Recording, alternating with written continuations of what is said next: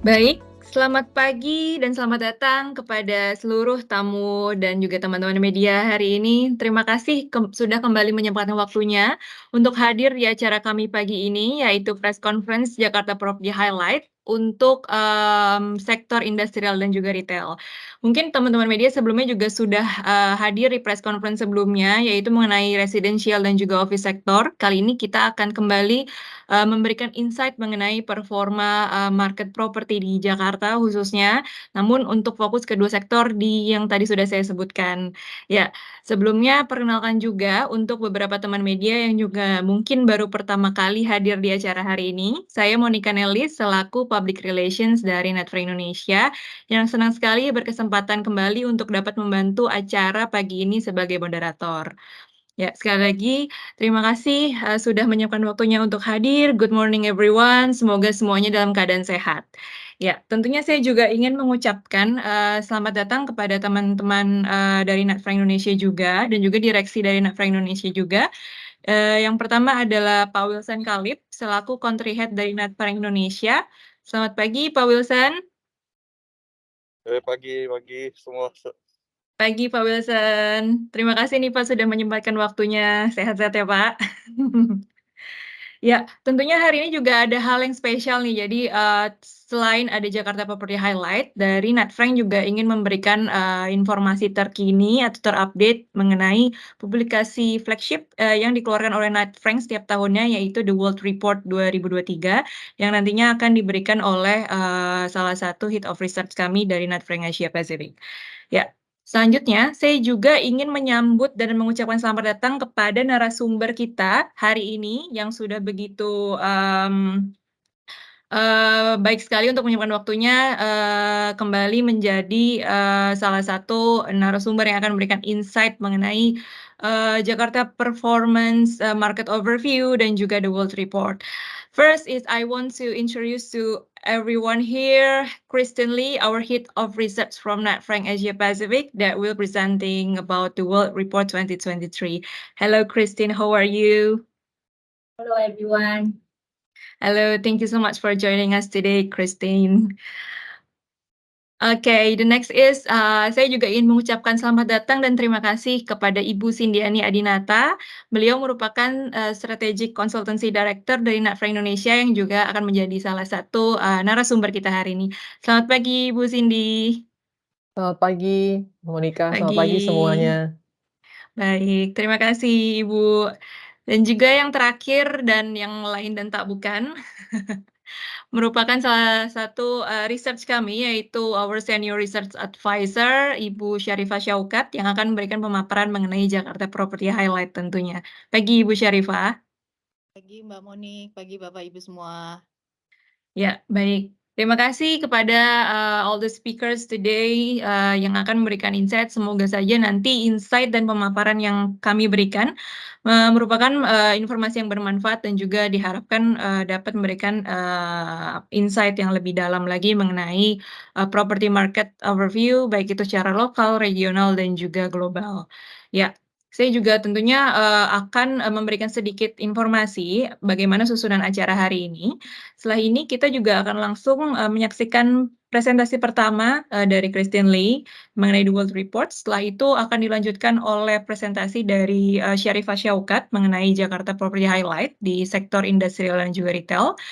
Dari Christine Lee nanti akan memberikan pemaparan mengenai The World Report yang, mungkin akan mencakup, global dan juga mohon maaf, cakupan regional. Nantinya jika memang teman-teman akan memiliki pertanyaan, silahkan dilemparkan di kolom chat yang sudah tersedia, or you can just, raise your hand by clicking the icon, and we also encourage you to ask, using the English. But, if you're not able to do that, just, don't worry, just, drop your question in the chat room, and kita akan mencoba men-translate, pertanyaan dari bahasa Indonesia juga ke Christine Lee in English. Namun untuk property highlight, Jakarta Property Highlight, it's okay if you want to ask in Indonesia also.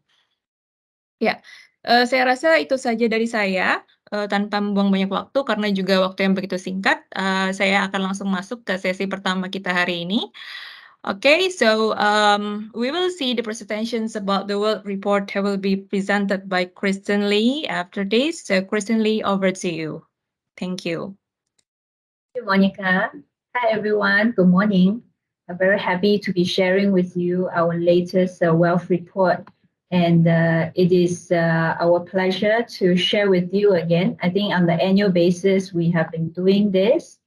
And the feedback has always been very good because we always thought, you are our partners in this journey. So for 2023, of course, we had a very challenging 2022. And because of that, there are some key themes I would like to highlight during the report. And as you can see that it is actually what we termed a perma crisis. So three things that really basically wrecked the world: high interest rate environment, high inflation, and also the energy crisis because of the Ukraine-Russia conflict. And our findings suggest that the wealth creation actually turned the corner last year, and because of this very challenging economic environment. But the good thing is that there is also a marked improvement in 2023, given the peaking of the inflation and also potentially less aggressive rate hikes.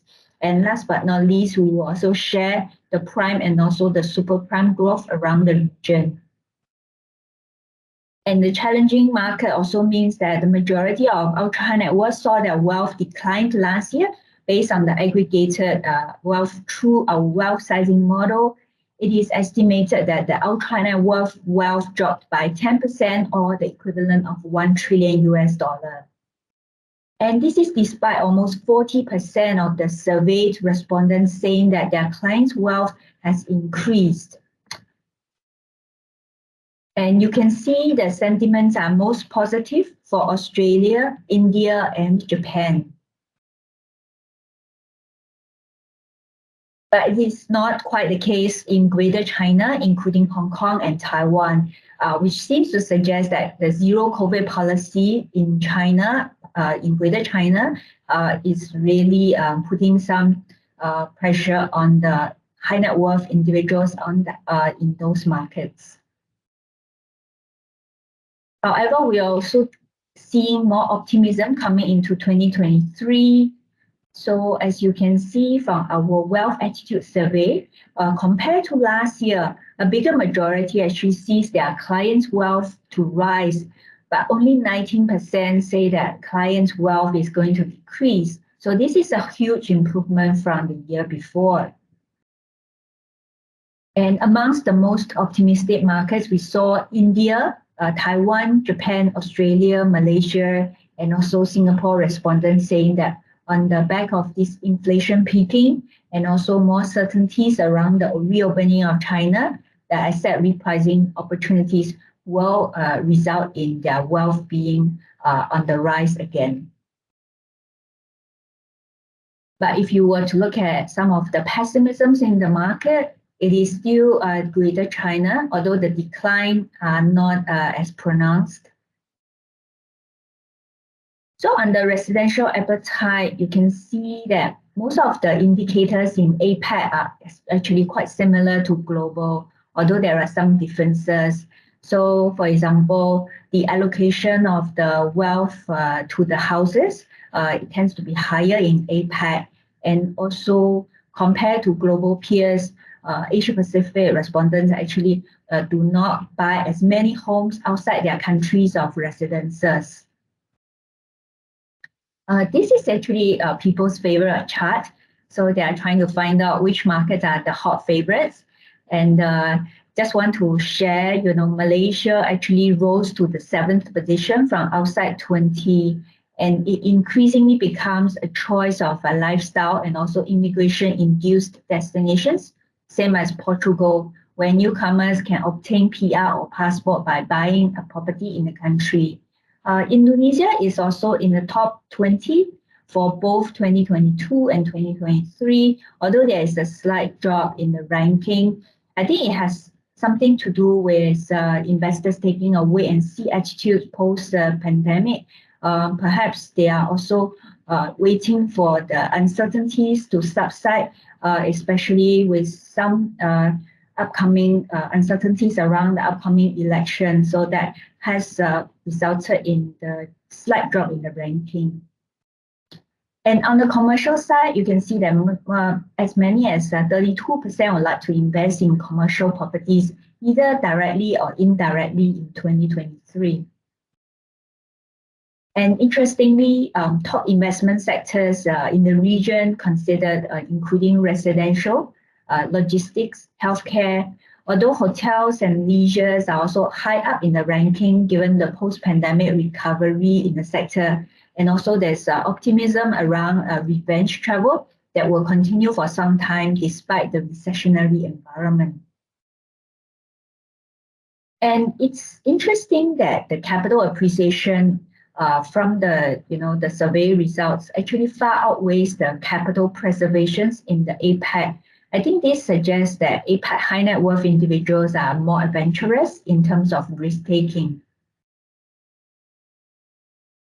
And again, the ticket sizes, you can see people are more on the cautious stand, but if you look at the last bar on the right-hand side, Singapore and mainland China seems to be the most bullish. They are way above 11% indicated globally for those who want to deploy 20 million US to buy commercial properties. So the next part is on the prime property. Of course, the Central Bank of Indonesia raised its benchmark interest rate, this BI 7-day reverse repo rate by 25 basis points after concluding a 2-day policy meeting in January. And Indonesia benchmark rate now stands at 5.75%. It is quite high, but considering that the inflation is also quite high, elevated at 5.47%, and also the growth rate, I think this is actually a scenario that is not as severe as countries in the North America or Europe are experiencing. And of course, Indonesia always has this demographic advantage. So you can see that the population is still going to be pretty much a pyramid shape. So there are a lot of young populations in this country. Even fast forward to 2050, you can see the pyramid shape continues to evolve, although there is a slight drop in terms of the number of young people. But the urbanization rate is actually going up by 10 percentage points from 57% to 67%. So that's going to bode very well with the property prices in the foreseeable future. And according to our PRI 100, so basically we track the prime international residential index for 100 markets across the world, saw a slight dip. So 16 out of the 24 cities in APAC in 2022 actually experienced positive year-on-year growth. This is slightly down from the 19 in 2021. But it's also relative because when we look at the price declines, you can see the biggest declines actually come from markets which also did exceptionally well since COVID, such as Seoul and New Zealand cities. And as you can see, for Jakarta market, it's actually less negative compared to 2021. So I will share more later on. The prices, of course, for the prime Jakarta residential market has been quite resilient from the chart, as you can see. So after seeing a correction of only around 3% in 2021, it has gone up by about 1% in the last quarter of 2022. So overall year-on-year growth is about 0.9%, and the decline since COVID is only at 2.1%. So this is a very good sign that the positivity around the economic growth in the country, including the infrastructural development and also the rise of middle class and the increasing number of high net worth individuals have given the country this push in terms of the property prices. And the construction delays in the country has also made the supply more measured. In fact, there is a slight shortage of the prime residential, not just in Indonesia alone, but around the region as well. So the best in class assets have been highly sought after by the high net worth individuals. So in terms of the prime property prices forecast globally, of course, we saw Dubai leading the way, rising by as much as 13.5% for 2023, defying gravity. In the region, Singapore is also one of the most positive, with price growth at around 4%, despite having higher stamp duties and uncertainties. So certain countries, I think in the last 12 months or so, have started to curb foreign buying. The demand is too healthy, I think, because of the post-COVID reshuffling of the wealthy. So there's a lot of immigration, also particularly the tech entrepreneurs and family offices. So there has been some curbs in markets like Singapore to increase the wealth tax, to curb people from buying properties. But on the other hand, I think the emerging market, including Indonesia, which did not have the big run up during the pandemic, will actually play laggard in 2023. And this is also because in relation to the whole, recessionary environment globally, emerging market is actually doing better. And in terms of the balance sheet, they are a lot healthier compared to, say, during the Asian financial crisis and also the global financial crisis. So we are quite confident that the market will be resilient despite high interest rate, high inflation environment. And lastly, if you look at our high net wealth pulse survey, so this is a biannual survey done on 500 high net wealth individuals around the world, and you can see that a lot of these high net worth individuals actually consider residential property as the safest asset class, something that is usually afforded to gold. So globally, you can see residential property stands at first, followed by bonds and gold. And then in terms of the focus, they think that investment is the most important for Asia Pacific buyers when they look at buying a property as an inflation hedge. So just to sum up, 5 themes for 2023, the inflation question, when it is peaking and when it's start to come down to what Fed is comfortable with, somewhere around the 2% mark, and for Indonesia is a 1 to 3% mark, which I think with the energy prices coming down, it is probably going to happen in the near term. And the reset, of course, everyone has been waiting for the property prices to actually reprice because of the high interest rate environment.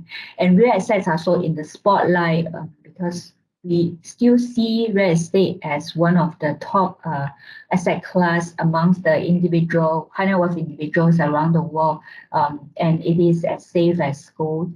Geopolitical tensions can be still quite tricky, especially around China and Taiwan tension. But going forward, the big 3, China, US, India, will continue to drive the growth engine for the world. So with this, I thank you so much for your attention and hope to actually take some questions from your end. Thank you. Okay, thank you so much, Kristen Lee, for the very insightful presentations about the latest publications of the World Report 2023. So yes, just a reminder for everyone who attends the sessions, feel free to drop us the questions in the chat box, or you just can click the raise hand icon if you want to directly ask the questions to our speakers today. Thank you, Kristen Lee. Thank you so much. Okay, so the next presentation will be from Ibu Sharifah Syaukat, that will be presenting about the overview of the Jakarta Property Highlight for the industrial and retail sector. So please, Mbak Sari, saya persilakan waktu dan tempatnya. Thank you. terima kasih Mbak Monica. Selamat pagi semuanya, Bapak dan Ibu, rekan-rekan jurnalis. Terima kasih telah bergabung bersama kami dalam press conference Jakarta Property Highlight untuk performa pembaruan data terkait performa sektor retail dan industrial pada periode semester kedua tahun 2022. Dan terima kasih juga kami sampaikan kepada jajaran direksi dan tim internal Knight Frank Indonesia yang pagi hari ini telah bergabung bersama kami dalam preskon kedua di semester kedua tahun 2022 ini. Baik, Bapak dan Ibu, berikut adalah outline yang akan kami sampaikan pagi ini. Yang pertama, saya akan mencoba menjahit atau memberikan bridging terkait apa yang telah disampaikan Kristen Lee tadi mengenai The Wealth Report 2023 dan bagaimana local perspective angle yang kami akan sampaikan pagi ini. Dan kemudian dilanjutkan dengan performa sektor retail dan juga sektor kawasan industri. Berikutnya. Bapak dan Ibu, berikut adalah salah satu angle yang kami coba angkat dari The Wealth Report Knight Frank Global yang dirilis awal Maret lalu. Jadi grafik di depan kita ini, di depan Bapak Ibu sekalian menggambarkan pada tahun lalu, tahun 2022, jika kita sebagai investor atau sebagai pemilik dana, memiliki dana sekitar 1 juta US dollar, maka akan mendapatkan berapa square meter di Jakarta dan beberapa kota lain di Asia Pasifik. Jadi seperti Bapak dan Ibu lihat di grafik yang ada di slide, Jakarta saat ini masih memiliki harga yang cukup menarik jika dibandingkan dengan beberapa kota besar lain di Asia Pasifik.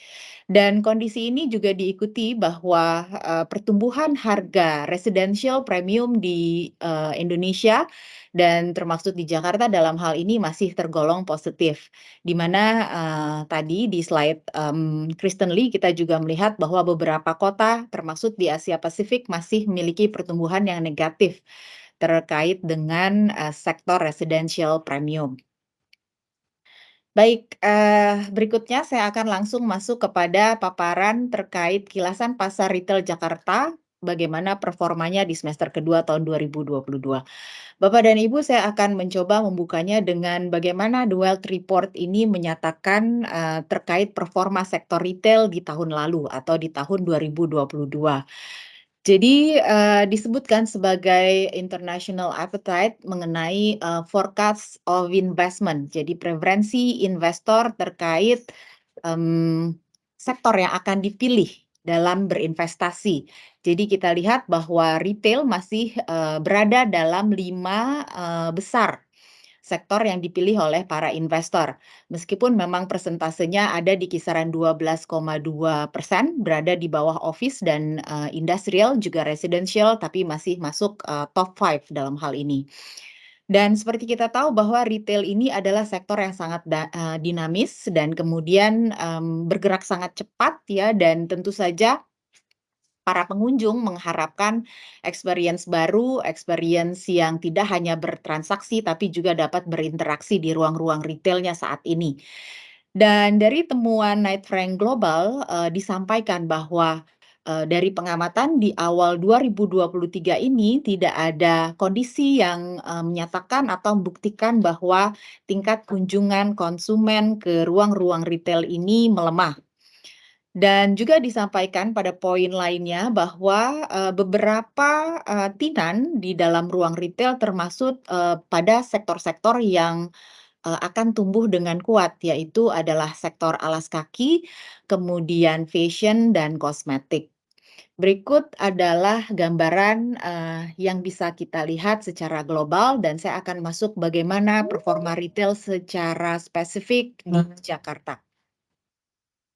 Baik, Bapak dan Ibu, di akhir semester kedua tahun 2022, kita mendapatkan satu proyek baru untuk retail di bilangan utara Jakarta, sehingga total stok saat ini berada pada angka 4,9 juta. Dan tingkat okupansi pun ditandai dengan menguat tipis di semester kedua tahun 2022 di angka 78,81%. Peningkatan okupansi diikuti dengan peningkatan rata harga sewa yang berada pada angka 751.000. Bapak dan Ibu, seperti yang tadi juga disampaikan dalam publikasi Knight Frank Global bahwa sport apparel dan fashion saat ini memang menjadi tinan-tinan yang prospektif yang mengisi ruang-ruang retail. Dan di Jakarta, satu sektor tambahannya adalah sektor F&B atau makanan dan minuman. Kemudian di tahun ini, tahun 2023, kita akan mendapatkan 3 proyek retail baru lagi. Dan dapat kami sampaikan untuk performa retail secara umum, kami membagi seluruh populasi retail yang ada di Jakarta beberapa kelas, mulai dari premium, grade A, grade B, grade C, dan grade D. Secara umum, setiap grade memiliki performa yang berbeda-beda. Dan bisa kami sampaikan bahwa maksud saya kelas atau grade menengah ke atas memiliki performa yang lebih baik dari grade atau kelas lainnya. Dan dalam 2 tahun ke depan kita akan memiliki 6 proyek baru retail di Jakarta. Berikutnya. Baik, Bapak dan Ibu, di grafik paling kanan ini, di garis batang paling kanan kita melihat bagaimana pasokan, permintaan, dan tingkat hunian untuk retail Jakarta yang secara umum terlihat stabil meskipun di dalamnya secara angka kita melihat ada peningkatan yang masih perlahan. Berikut adalah harga sewa di grafik di kiri dan grafik kanan menunjukkan biaya pengelolaan atau service charge. Secara umum di harga sewa kita lihat harga cenderung stabil meskipun di kelas teratas atau premium grade E mengalami penyesuaian harga. Demikian juga pada biaya pengelolaan atau service charge. Berikutnya. Baik, Bapak dan Ibu, pie chart di sebelah kiri kita menggambarkan dominasi sebaran existing retail saat ini berada di wilayah Jakarta Selatan. Sementara untuk future retail yang akan datang dalam 2 tahun ke depan, dominasinya berada di wilayah Jakarta Utara. Berikutnya, baik. Berikut adalah gambaran terkait rata hunian. Jadi di tabel atas kita bisa melihat bahwa tipe retail di Jakarta secara umum terdiri dari 2, yaitu tipe retail sewa dan strata. Jadi kita melihat bahwa rata hunian atau occupancy rate untuk tipe retail sewa bisa kita lihat lebih tinggi daripada tipe retail strata secara umum. Dan kami juga patut meng-highlight bahwa saat ini tantangan di sektor retail adalah keadaan atau ketersediaan ruang kosong yang mencapai 1 juta square meter. Dan di tabel bawah Bapak dan Ibu bisa melihat komposisi retail baru yang akan masuk dalam 2 tahun ke depan, yang sebagian besar didominasi lokasinya berada di luar wilayah CBD. Berikut adalah ringkasan dari performa pasar sektor retail. Dapat kami sampaikan bahwa pelonggaran PPKM sekaligus pencabutan di akhir tahun lalu memberikan optimisme yang lebih baik dengan refleksi dari trafik pengunjung retail yang relatif membaik atau meningkat. Dan kami bisa sampaikan bahwa tingkat okupansi ruang retail sewa ini terjadi paling baik di kelas premium grade A. Dan fakta tersebut diikuti dengan peningkatan harga service charge pada seluruh grade, terutama tertinggi terjadi pada kelas premium grade A. Kemudian, beberapa proyek saat ini dari hasil observasi kami melakukan building upgrade sebagai bagian dari strategi untuk meningkatkan okupansi dari tingkat kunjungan konsumennya. Dan Bapak dan Ibu, sampai akhir tahun 2022 ini rasanya kita juga mendapatkan experience ya dari Lifestyle Mall yang saat ini memiliki ruang-ruang spesifik al fresco yang memberikan nuansa baru untuk kita sebagai pengunjung dan ini memang diminati oleh secara umum konsumen retail di Jakarta pada khususnya. Berikutnya. Baik, Bapak dan Ibu, saya akan masuk kepada kilasan pasar kawasan industri Jakarta. Saya akan membukanya dengan bagaimana performa dengan sektor pergudangan modern di Asia Pasifik. Jadi, kenapa ini kita capture sebagai bagian dari kawasan industri pergudangan ini, adalah karena, unit-unit atau lots pergudangan modern ini adalah salah satu, slot yang mengisi kawasan industri, di Greater Jakarta dan saya rasa juga di berbagai kota lainnya di, lokal di Indonesia maupun di regional. Jadi dari, publikasi yang dirilis oleh Knight Frank Regional atau Knight Frank Asia Pasifik yang menjelaskan mengenai pertumbuhan harga sewa pergudangan modern di Asia Pasifik pada kuartal keempat atau semester kedua tahun 2022 dinyatakan bahwa pertumbuhan secara rata ini berjalan positif atau berada di angka 2,5%. Sementara itu bagaimana dengan posisi Indonesia di tengah pertumbuhan harga sewa yang positif di Asia Pasifik? Greater Jakarta khususnya dalam hal ini pada submarket Cikarang juga mengalami, pertumbuhan positif yang berada di angka yang sama dengan rata pertumbuhan regional yaitu di angka 2,5%. Dan kondisi ini pertumbuhan harga sewa ini diprediksi akan terus, positif di tahun ini, optimismenya, kami mengidentifikasi, dapat berlanjut pada tahun ini. Berikutnya, baik. Baik, saya akan langsung mengerucut bagaimana, performa dari kawasan industri di Greater Jakarta. Total pasokan saat ini berada di angka sekitar 13.000 hektar. Ada tambahan stok yang berasal dari koridor timur. Dan Bapak dan Ibu, kami juga bisa sampaikan bahwa secara kumulatif terdapat 1,1% peningkatan kumulatif untuk, penjualan lahan.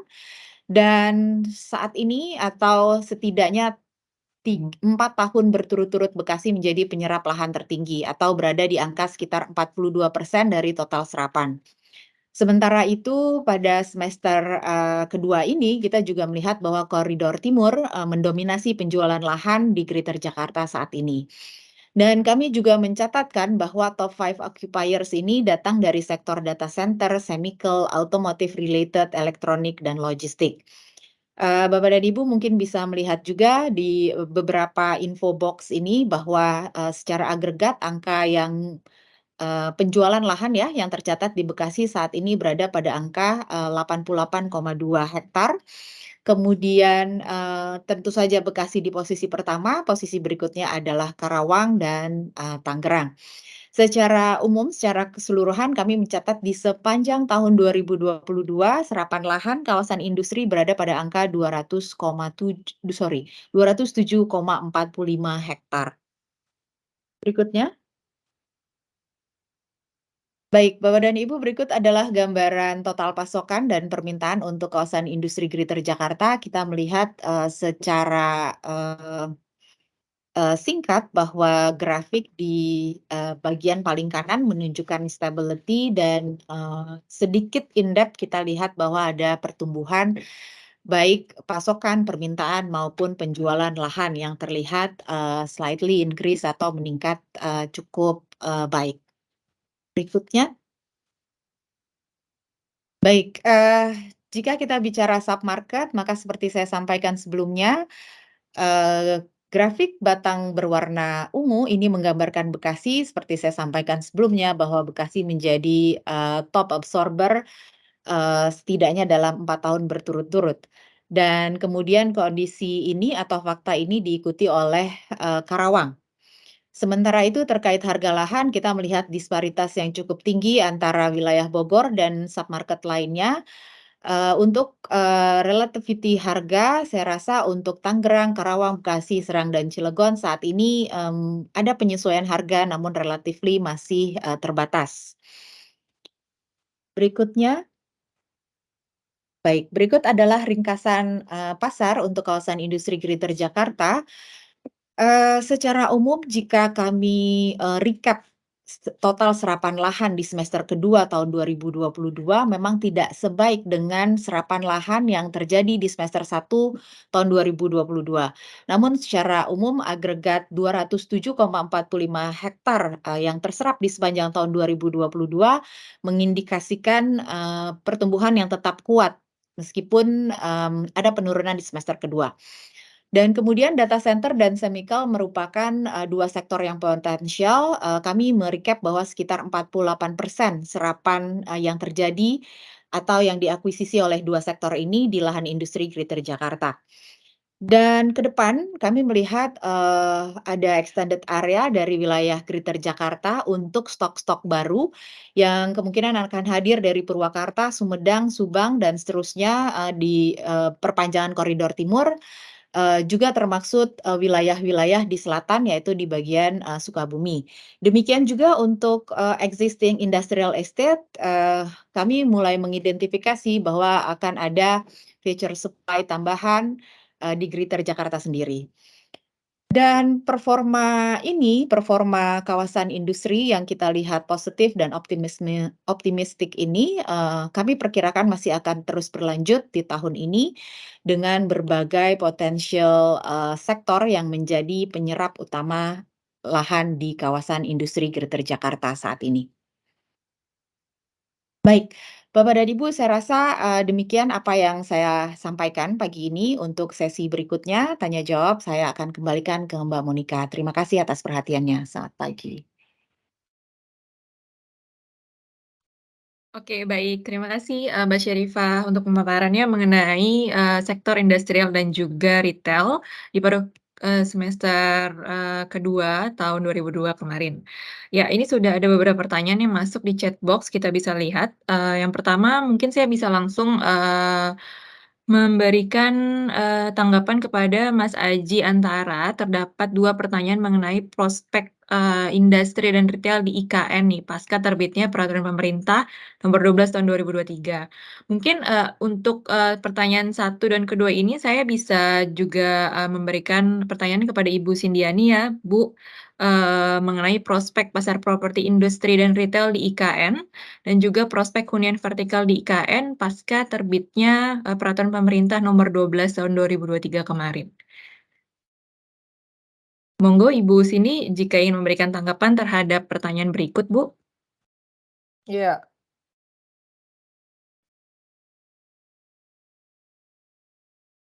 Iya, terima kasih Pak Aji.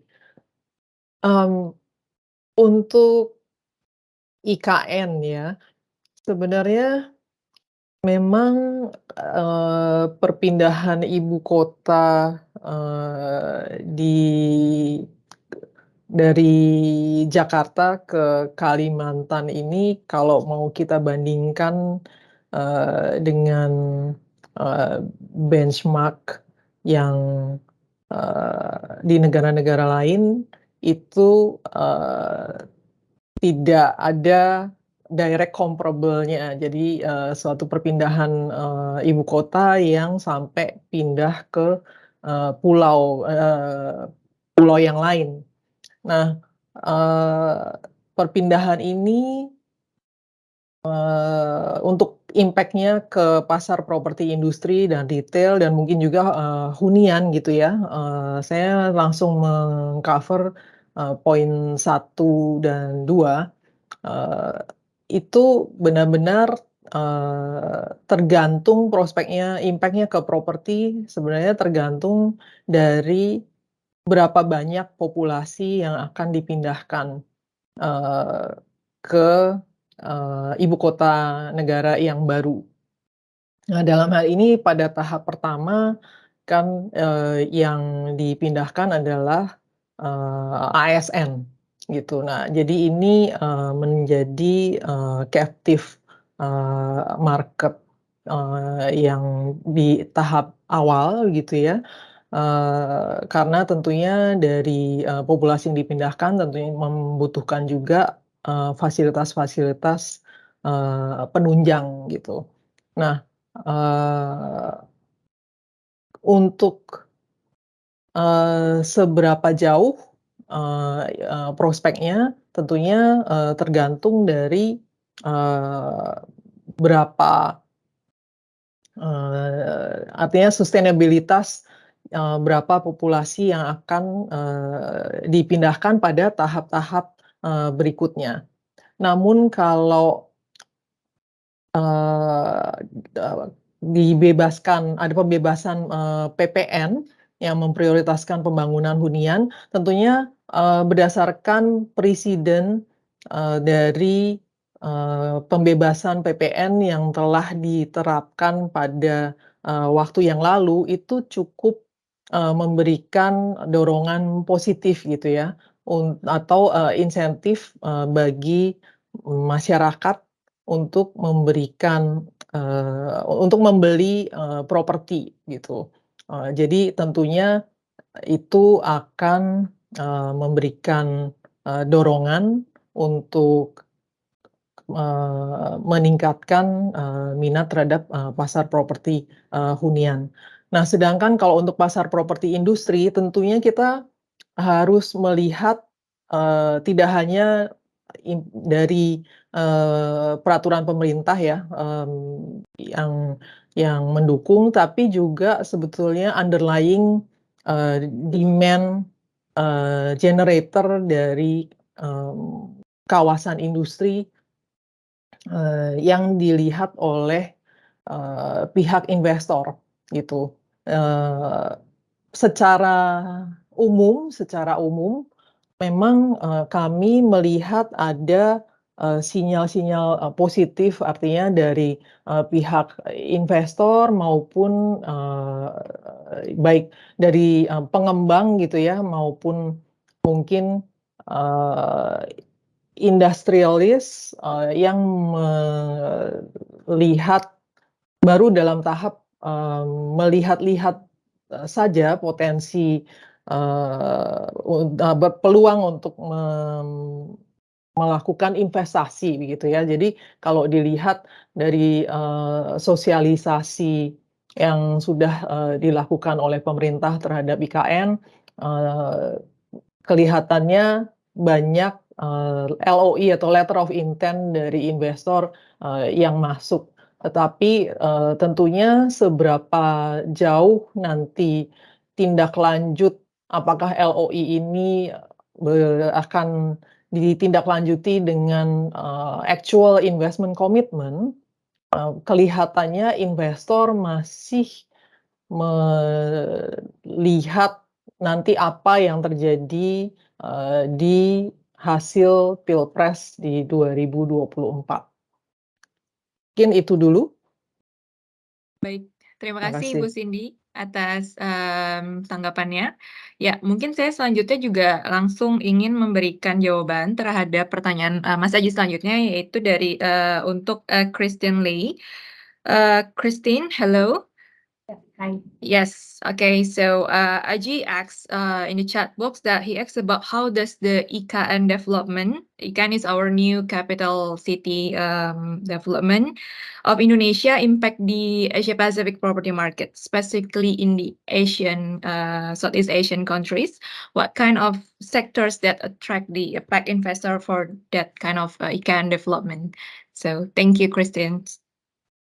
Thank you for the question. I think it's a very timely one because as you can see, we have this supply chain disruption in 2021 and 2022 because of COVID and Ukraine war. So there is urgent need for supply chain resilience, especially in this part of the world.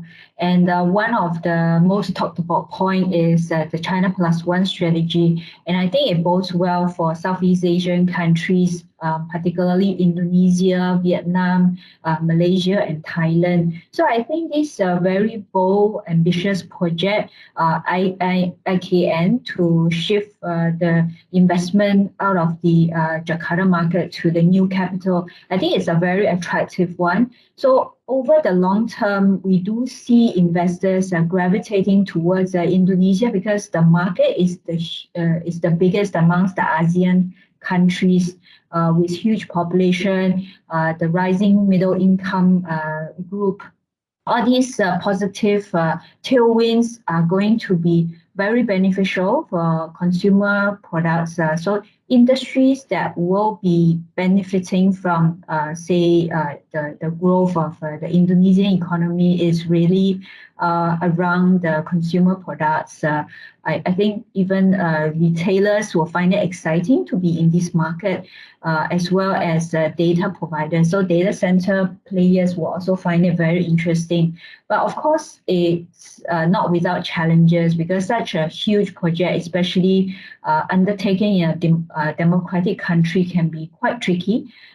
Even in other parts of Asia Pacific, when there is a new development zone that's being announced because of this election, which occurs every 4 to 5 years, there is always this uncertainty in investors' mind. Itu yang akan menjadi generator untuk retail. Karena memang mungkin tahap pertama itu yang dipindahkan ASN juga belum terlalu banyak, maka di tahap awal mungkin belum diperlukan mall, tetapi hanya sifatnya supporting retail atau retail pendukung. Nanti pada saat population base sudah cukup banyak gitu ya, nanti akan diperlukan juga pusat perbelanjaan yang sifatnya lebih besar. Memang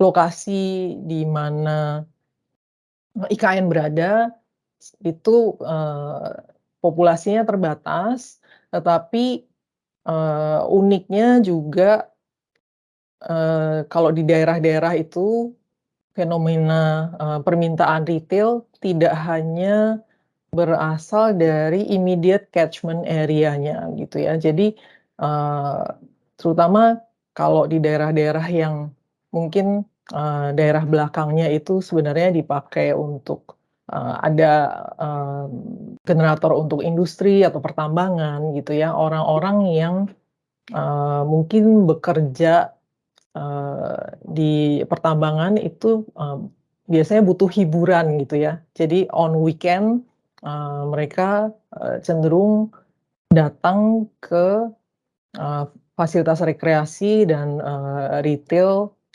yang bisa menjadi destinasi gitu ya. Jadi retail itu bisa dipertimbangkan tidak hanya untuk memenuhi kebutuhan penghuni sehari-hari, tapi juga menjadi fasilitas rekreasi yang bersifat destinasi di mungkin tahap berikutnya dari pengembangan IKN. Terima kasih, saya kembalikan ke Monica. Baik, terima kasih Bu Cindy dan Ibu Syarifah atas tanggapannya. Baik, selanjutnya untuk pertanyaan dari Mas Eki. Mas Eki menanyakan nih, prospek kinerja kawasan industri di kawasan Barat Jakarta ya, mengingat ada beberapa development dari Kota Mandiri di sana, itu seperti apa? Silahkan untuk Mbak Syarifah menanggapi pertanyaan dari Mas Eki tersebut. Baik, terima kasih Mbak Monica, untuk pertanyaan dari Mas Eki ya, terkait bagaimana performa Koridor Barat ya, dalam hal ini dalam enclave Greater Jakarta secara umum. Jadi untuk Koridor Barat memang kita lihat bahwa pertumbuhannya saat ini mulai dari kalau kita bandingkan Jakarta ya, Jakarta kalau timur kan langsung ke Bekasi, Cikarang, dan seterusnya. Kalau untuk di barat kita punya Tangerang, kemudian bersisian juga dengan Tangerang Selatan, kemudian Serang, Cilegon ya. Dan kita juga tahu bahwa ada industri besar yang berbasis sumber daya alam atau resource based ya. Salah satu sumber daya alam bidang pertambangan menjadi unggulan, industri unggulan di Koridor Barat. Dan tentu saja saat ini kita melihat untuk bagian Koridor Barat, area Cilegon, Serang ya, umumnya adalah kawasan industri yang memang prospektif untuk pertambangan dan berbagai industri turunannya ya, support sistemnya. Jadi akan berkembang di sana. Dan memang saat ini sudah tercatat serapan lahannya juga pada spesialisasi bentuk-bentuk dari penunjang industri pertambangan ya. Dan kemudian bagaimana secara umum Koridor Barat ya, tadi kan, kalau kita bicara Cilegon Serang kita harus punya Tangerang nih dalam hal ini ya, Tangerang Selatan yang, menjadi suburb-nya Jakarta ya.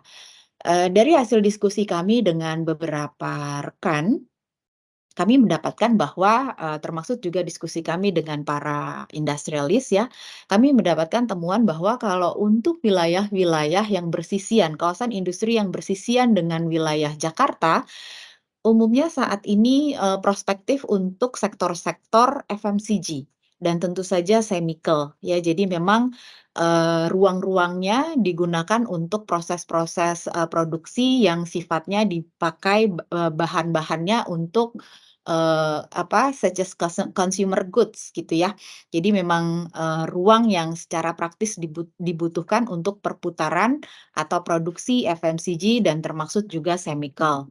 Dan koridor barat nih, menjadi titik, open gate untuk wilayah, barat Indonesia secara umum ya, karena menghubungkan ke Pulau, Sumatera dalam hal ini. Sehingga FMCG ataupun chemical, produk yang dihasilkan bisa dengan mudah mobilisasikan ya atau didistribusikan ke wilayah barat Indonesia, dalam hal ini ke Pulau Sumatera.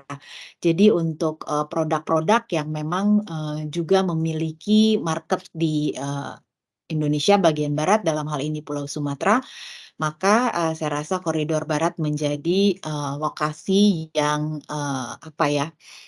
strategis ya dalam hal ini. Mmm. Demikian untuk pertanyaan dari Pak Eki ya. Kalau boleh saya langsung lanjut ke Pak Ibnu ya tentang Boleh, Pak. ESG. ESG, ya. Silakan, Mbak. Untuk, terkait ESG, bagaimana sih faktor ESG sejauh ini signifikan, di Jakarta ya? Dan bagaimana preferensi penyewanya, saat ini? Apa sektor yang bisa diangkat menjadi role model? Ya, saya mencoba merangkum pertanyaannya dan menjawab secara satu line gitu ya terkait ESG market untuk properti sektor. Pertanyaan nomor 4 dari Mas Aji, bagaimana mencegah potensi urban sprawl? Silahkan Mbak Sari untuk menanggapi pertanyaan berikut. Baik, terima kasih Mas Aji atas pertanyaannya. Ini terkait urban sprawl dan, kondisi kawasan industri di utara Jakarta, gitu ya. Kalau Ya. secara terminologi, urban sprawl itu adalah proses, perluasan ruang fisik kota, gitu ya. Jadi, perluasan atau pelebaran ruang fisik kota. Jadi ketika terjadi sprawling, sebenarnya sprawling ini adalah fenomena yang harus dihindari. Kenapa harus dihindari? Ketika melebar ruang fisik kota di luar atau melebihi batas administrasinya, maka ada hal-hal atau, ekses atau, implikasi negatif yang harus diterima. Kenapa? Karena umumnya, pelengkapan infrastruktur dan sarana prasarana itu dibangun mengikuti ruang fisik kota, ya. Sehingga, sprawling adalah salah satu fenomena yang perlu dihindari dalam, pengembangan kota. Lalu ketika posisinya ada di, utara gitu ya, saya bayangkan sprawling ini adalah sprawling-sprawling yang akan memperluas lahan-lahan industri ke wilayah-wilayah, lautan dalam arti, pengurukan ya. Tapi, begini, terkait hal yang ada di, utara Jakarta, saya melihat bahwa beberapa kawasan industri memang berada di lokasi, utara Jakarta. Ya, dan kemudian, juga berdampingan dengan, fasilitas-fasilitas kota yang tergolong sebagai objek-objek vital kota atau fasilitas vital kota. Which sebenarnya dalam suatu aturan tata ruang, antara, pengelolaan fasilitas-fasilitas vital kota dan kawasan industri juga bersisian dalam hal ini dengan permukiman, itu umumnya ditetapkan menetapkan buffer area sehingga tidak berbatasan langsung antara objek-objek vital kawasan industri dan juga ruang-ruang permukiman. Ya, sehingga ada jarak-jarak netral yang menjadi jarak antara ruang vital, kawasan industri, dan permukiman. Jadi, bagaimana ekspansinya kalau di North atau di utara Jakarta, memang kita melihat bahwa ada kemungkinan pembukaan ruang-ruang atau penambahan ruang-ruang dari proses-proses reclaim. Namun, saya rasa proses tersebut masih terus berjalan sesuai dengan kebijakan regulasi yang ada saat ini ya. Saya rasa kita bisa pantau dan melihat bersama dari ruang-ruang fisik yang menjadi penambahan ruang untuk apakah itu kawasan industri atau lahan-lahan komersial lainnya di utara Jakarta. Saya rasa demikian Mbak Monica. Baik, terima kasih, Mbak Syarifah. Mungkin, untuk pertanyaan Mas Aji sudah terjawab semuanya. Mas Aji semoga, cukup insightful dan juga cukup menjawab pertanyaan-pertanyaannya. Kita akan lanjut ke pertanyaan mengenai, tantangan nih yang ditanyakan oleh Mas Zal. Tantangan terbesar yang dihadapi bisnis retail dan pergudangan di semester 2 tahun 2002 kemarin, kira-kira, apa nih Mbak Syarifah? Dan apa sih yang harusnya bisa mendongkrak kinerja bisnis retail dan pergudangan nih untuk tahun ini dan ke depannya? Mungkin bisa dibantu dijawab oleh Ibu Syarifah atau Ibu Cindy, silakan. Baik, terima kasih Mbak Monik. Ini dari Indonesia Housing ya. Betul. Tantangan terbesar retail di semester kedua tahun 2022. Seperti yang kami sampaikan di awal bahwa sektor ini sangat dinamis, fast moving sector ya, bergerak sangat cepat. Dinamikanya perlu kemampuan adaptasi juga pengelola dengan sangat cepat karena ketika al fresco booming maka kami mencatat, setidaknya, saat ini kita punya lebih dari 10 al fresco retail gitu ya, di Jakarta tentu saja. Dan, tapi dengan demikian tidak menutup, maksud saya tidak bisa kita pungkiri tantangan pun tetap, menimpa pada sektor retail ini di, sepanjang tahun 2022. Di antaranya adalah yang pertama tidak bisa kita pungkiri, daya pulih, maksud saya pemulihan daya beli konsumen yang belum lagi membaik ya, sehingga, meskipun tingkat kunjungan tinggi, namun, mungkin bisa dirasakan oleh para retail bahwa tingkat transaksi belum sebaik di masa pasca pandemi, pra-pandemi maksud saya. Dan kemudian tantangan berikutnya untuk, pengelola retail adalah, kita juga mungkin mendengar bahwa beberapa anchor tenant melakukan penutupan ya, retail-retailnya baik yang sifatnya hypermarket ya, big scale anchor ya, dan kemudian juga beberapa, retail tenant yang berasal dari sektor F&B misalnya melakukan penutupan gerainya, tidak hanya yang ada di Jakarta, tapi di berbagai kota besar di Indonesia. Sehingga, penutupan dari, big anchor tenant dan para retail lainnya nih di sektor, F&B tentu saja menjadi tantangan tersendiri bagi, para pengelola retail ya, karena, ketika anchor keluar maka, luas lahan yang ruas ruang yang perlu dikonversikan kembali, diisi kembali ya, itu adalah luas, lahan yang cukup signifikan dalam hal ini. Saya rasa itu menjadi, hal yang perlu strategi ulang oleh para retail dalam hal ini menyiasati ya tantangan yang ada.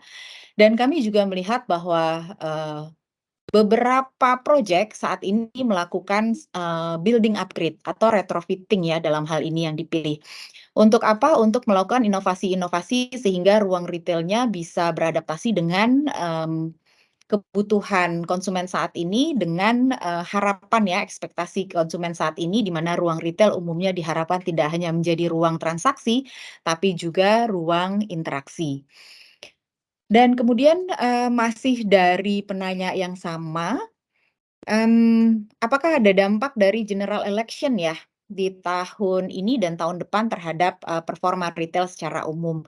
Saya rasa, beranjak dari pengalaman-pengalaman general election yang telah berlangsung di beberapa tahun yang lalu ya, beberapa kali general election, memang kita lihat ada koreksi dari performa retail secara umum ya, namun memang kembali membaik setelah proses general election selesai. Lalu bagaimana dengan pergudangan? Saya melihat bahwa performa pergudangan menjelang general election saya rasa tidak sama dengan sektor retail ya, karena sektor-sektor pergudangan ini umumnya saat ini diisi oleh apakah itu logistik, apakah itu e-commerce ya, dan saya rasa pada masanya di general election juga pergudangan menjadi salah satu slot yang meningkat permintaannya. Saya rasa demikian, mungkin jika ada tambahan dari Bu Cindy, saya persilakan. Iya, pertanyaannya adalah apa tantangan yang terbesar yang dihadapi gitu ya, dan apakah tahun politik juga mempengaruhi, yang menentukan, demand untuk, retail dan, to a certain extent juga, pergudangan gitu ya, sebenarnya adalah, spending. Bagaimana, confidence dari masyarakat, apakah, cukup confident untuk, spend more gitu ya on retail products.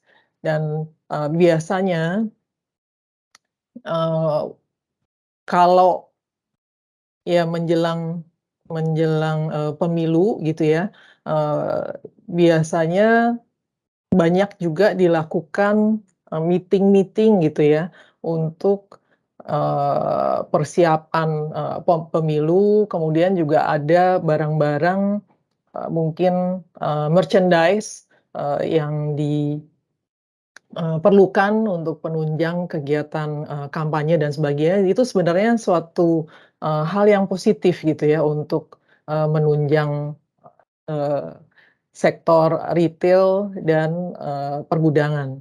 Dan kalau consumer, spending dan, ya terutama private consumption itu, positif, itu akan, berpengaruh juga ke, permintaan retail maupun juga, ya consumer, products, generated, demand untuk, pergudangan. Ya, mungkin itu aja tambahannya. Saya kembalikan ke Monica. Baik, terima kasih Bu Cindy dan juga ya Mbak Syarifah atas tanggapannya. Selanjutnya kita bergeser sedikit ke pertanyaan mengenai The World Report. Terdapat 2 pertanyaan. Yang pertama ada, dari Ibu Arini. There are 2 questions regarding the World Report. The first is from Ibu Arini, that I will give it to you, Christine. The first is, what makes the housing price growth in Asia Pacific region lower if compared to another countries in Europe, Middle East, and Africa regions? What makes the regions able to attract the world investor to the regions? So the second question is from Mbak Yilda. I saw that you like the questions also. So how to attract the richest 1% to invest in luxury property in Indonesia? Because unfortunately, they already invest in high-profile places like Monaco and Singapore. So please, Kristen Lee. Yeah, thank you for the 2 questions.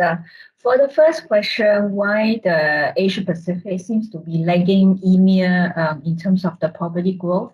I think it's also because in terms of the buyer profile for Asia Pacific, it tends to be quite different from those who are in the Europe, because you know that in terms of wealth preservation, wealth creation, Europe has been the continent that has decades of this tradition. And there are a lot of high net worth individuals who reside in Europe, but they're buying holiday homes in Portugal, in Spain, in Paris, for example. And London, of course, is the center of all these luxury homes. Almost all the Forbes billionaires have properties in London. That's why Knight Frank London is doing very well in terms of the residential sales. So coming back to your question, if you look at the fundamentals in Europe, typically those cities, they don't have a lot of supply. So on the supply front, these cities, which I mentioned earlier, tend to have the undersupply issue, which is very persistent. Whereas in Asia Pacific, you can see that because of the high economic growth and there is more, I would say, loose zoning restrictions. So Asia Pacific developers tend to overbuild and they are quite speculative. So a lot of times you can see the market is flooded with supply, and that is also creating the volatility in the market. So in terms of investment, European cities, particularly also because of pandemic and the construction delays, so the supply situation is quite severe. The undersupply is quite acute in multiple cities across Europe. That's why it is also supporting the property market.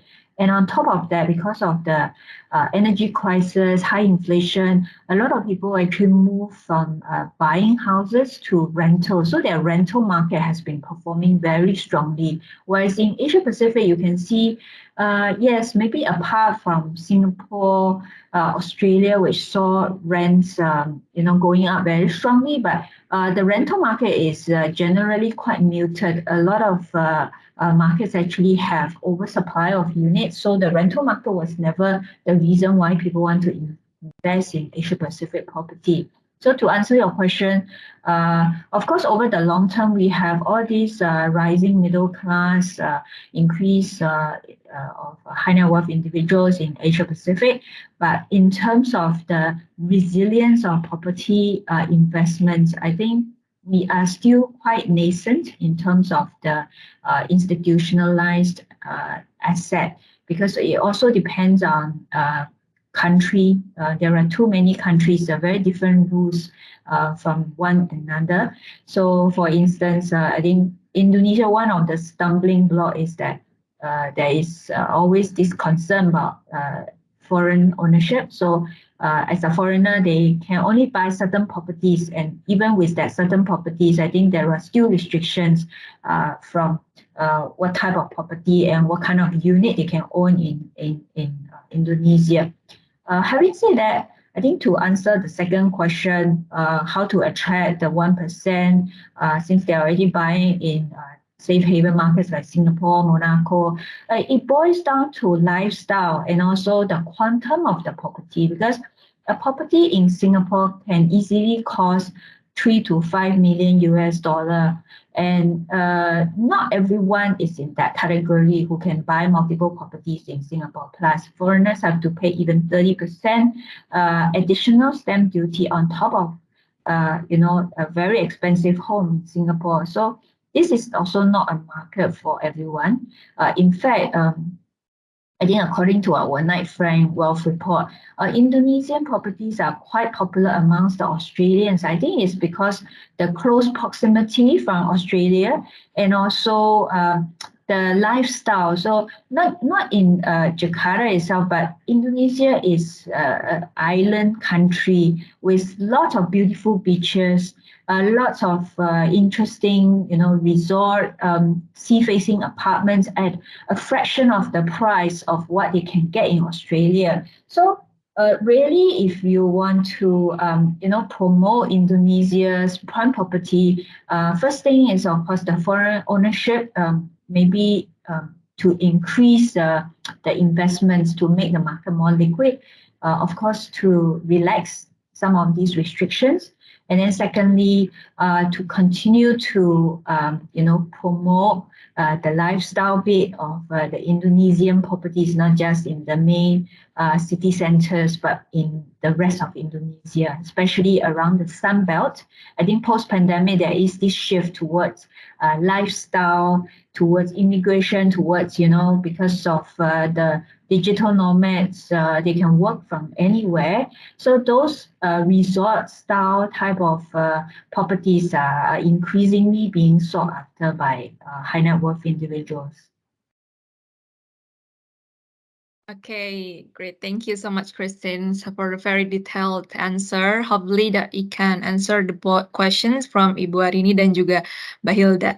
Thank you so much. Okay, so move on to the next question from Mbak Yanita. Beliau menanyakan mengenai kenapa sih gerai retail F&B ternama banyak expand di kawasan pemukiman penyangga Jakarta gitu. Dan bagaimana trennya? Dan ini mungkin bisa ditanggapi oleh Ibu Syarifah, untuk pertanyaan selanjutnya, prospek mengenai rencana pemindahan ibu kota ke IKN, prospek retail mall dan pusat perbelanjaan itu seperti apa? Tadi sebenarnya sih sudah sedikit diungkap oleh Ibu Cindy, cuma jika memang Ibu Cindiani ingin menanggapi kembali, saya persilahkan, Ibu dan juga Mbak Syarifah.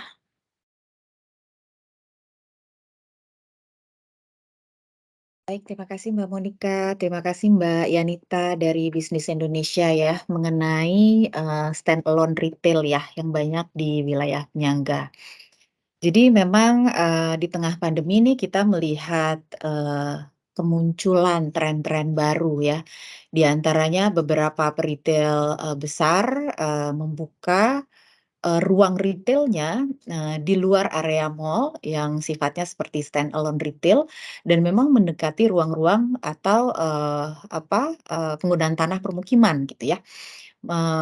Baik itu saya rasa tidak hanya di wilayah penyangga Jakarta, termasuk juga di Jakarta sendiri ya, kita lihat bahwa beberapa gerai membuka ruang retailnya mendekati kompleks-kompleks perumahan gitu.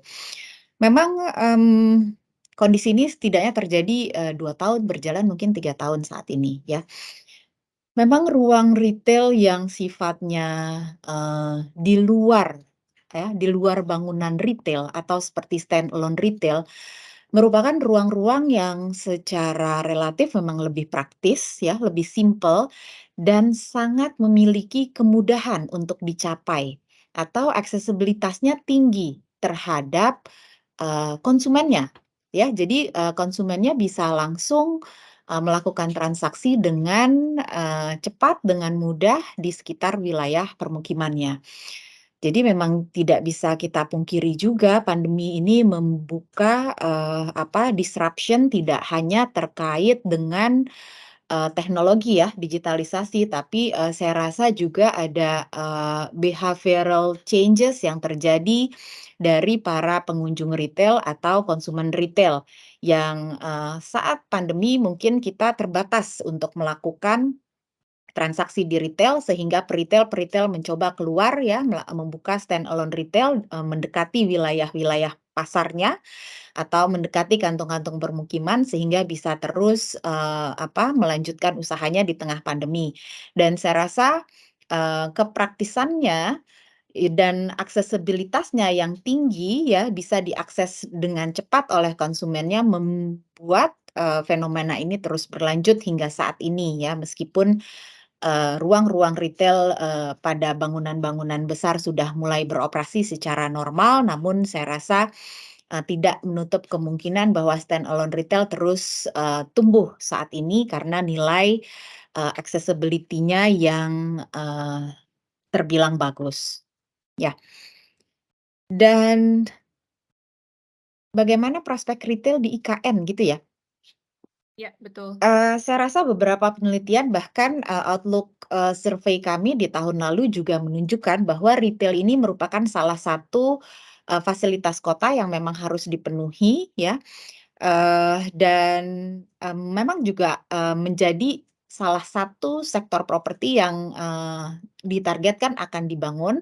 Namun di fase awal saya rasa tetap residential yang akan menjadi prioritas pertama untuk dibangun, setelah itu gedung-gedung perkantoran.